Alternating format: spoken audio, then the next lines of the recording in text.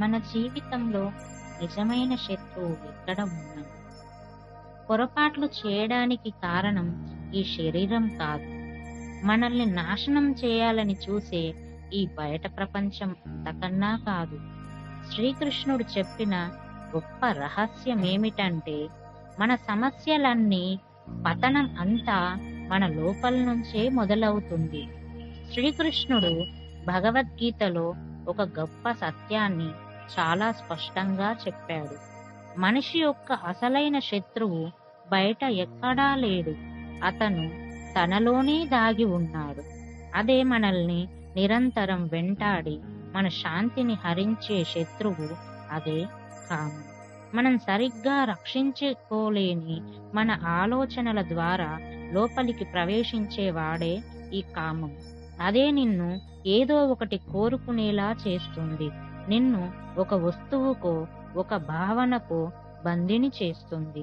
చివరికి నీ ప్రశాంతమైన జీవితాన్ని నాశనం చేస్తుంది. కానీ మనం కామాన్ని అర్థం చేసుకోవాలంటే ముందుగా ఒక ప్రశ్న అడగాలి. కామం అంటే ఏమిటి? సాధారణంగా చాలా మంది అనుకుంటారు కామం అంటే కేవలం శారీరక కోరికలు మాత్రమే అని. కానీ వేదాంతం, ముఖ్యంగా భగవద్గీత, కామాన్ని చాలా లోతుగా నిర్వచిస్తుంది. కామం అనేది శరీరానికి మాత్రమే సంబంధించినది కాదు. అది మనసును బంధించే ఒక రకమైన అశాంతి.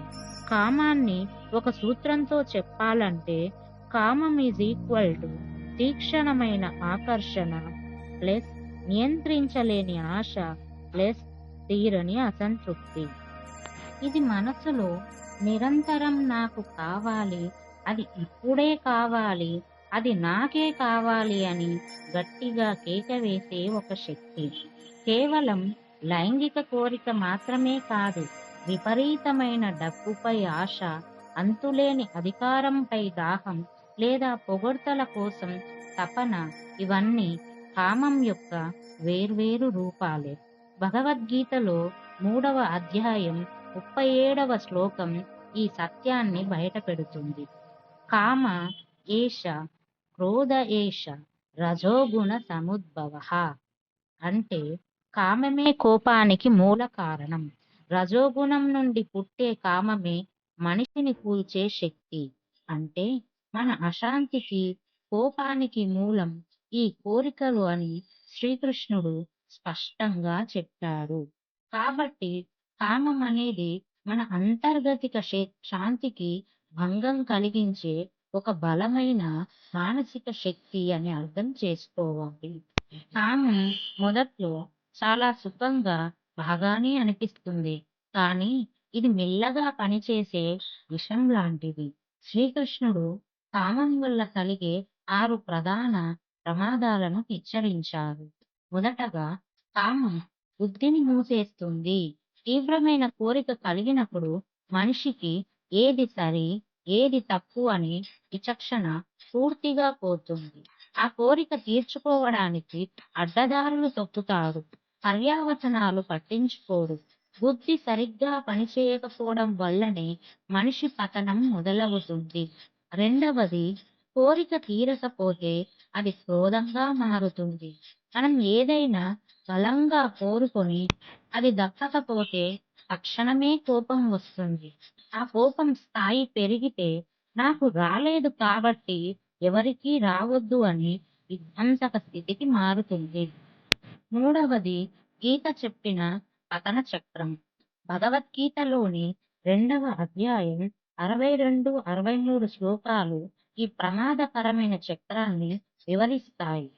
కోరిక కోపానికి కారణం, కోపం మోహానికి కారణం, మోహం బుద్ధి నాశనానికి కారణం, బుద్ధి నాశనం వ్యక్తి పతనానికి కారణం.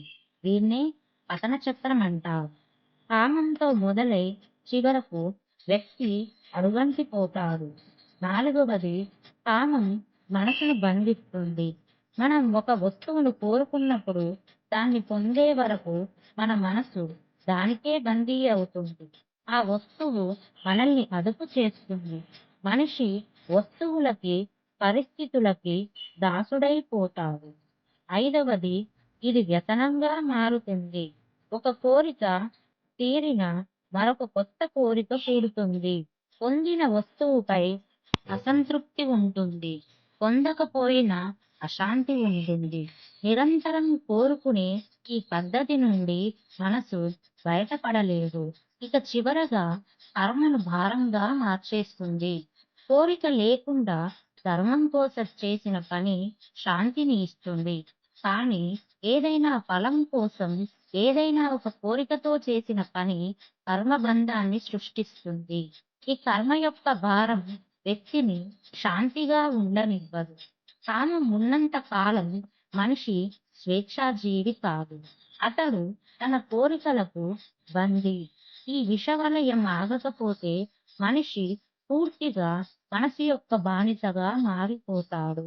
ఇంద్రియ సుఖాలం కోసం నిరంతరం పరిగెడుతూనే ఉంటాడు. శ్రీకృష్ణుడు భగవద్గీతలో కామాన్ని జయించడానికి 4 శక్తివంతమైన మార్గాలను బోధించాడు. మొదటిగా వివేకం.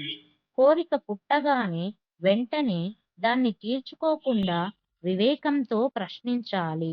ఈ కోరిక నాకు నిజమైన శాంతినిస్తుందా, లేక తాత్కాలిక సుఖాన్ని ఇచ్చి తర్వాత బంధాన్ని సృష్టిస్తుందా అని. ఆ కోరిక తాత్కాలికమైనదని గుర్తించడమే వివేకం. రెండవది ఇంద్రియ నియమన. కామానికి తలుపులు మన ఇంద్రియాలే. కళ్ళు, చెవులు, స్పర్శ మొదలైనవి.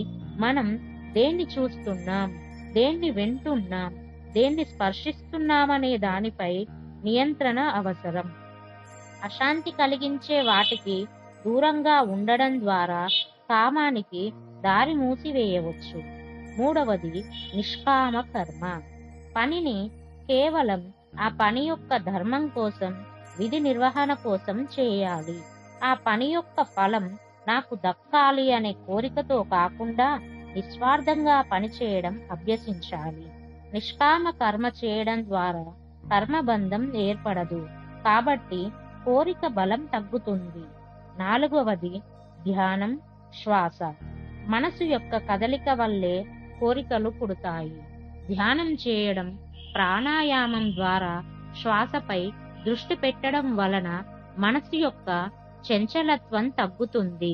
భగవద్గీత 6వ అధ్యాయం 26వ శ్లోకంలో ఈ నియంత్రణ విధానాన్ని వివరిస్తుంది. చంచలమైన, అస్థిరత్వమైన మనస్సు ఎక్కడికి పరిగెత్తినా దాన్ని మళ్ళీ వెనక్కి తెచ్చి ఆత్మవైపు నియంత్రించాలి. నిరంతర అభ్యాసం ద్వారానే ఇది సాధ్యమవుతుందని శ్రీకృష్ణుడు తెలియజేశారు. కామాన్ని మనం కేవలం శత్రువులా చూడవలసిన అవసరం లేదు. అది ఒక శక్తి, మృగం లాంటిది. దాన్ని అర్థం చేసుకొని దానిపై అధికారం చెలాయిస్తే అది నీకు సేవ చేస్తుంది. దాన్ని పక్కన పెట్టి దాని బానిసవైతే అదే నిన్ను నాశనం చేస్తుంది.